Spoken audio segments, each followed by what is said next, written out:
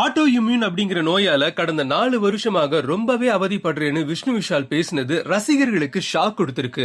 அது என்ன மாதிரியான நோயினும் இந்த வீடியோவில் தெரிஞ்சுக்கலாம்.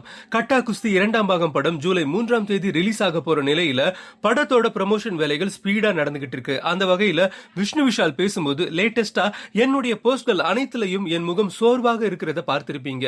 ஏன்னா கடந்த 4 வருஷமாக நான் ஆட்டோ இம்யூன் அப்படிங்கிற நோயால பாதிக்கப்பட்டிருக்கேன். ரசிகர்களாகிய உங்களோட ஊக்கமும் கமெண்ட்ஸும் எனக்கு உற்சாகம் கொடுத்திருக்குன்னு பதிவிட்டிருக்காரு. அது சரி, ஆட்டோ இம்யூன் அப்படிங்கிற நோய் என்னன்னா, நம்ம உடல்ல இருக்கிற ஆரோக்கியமான செல்களை நோய் எதிர்ப்பு மண்டலமே தவறுதலாக எதிரியாக நினைச்சு தாக்குற நோயாம். அதோட 80க்கும் மேற்பட்ட வகைகளும் இருக்காம். ஏன் இந்த நோய் வருது அப்படிங்கிற காரணம் இன்னும் தெரிய வரலனாலும் மரபியல் மற்றும் சுற்றுச்சூழல் காரணிகள் முக்கிய காரணங்களாக இருக்கிறதாக சொல்லப்படுது.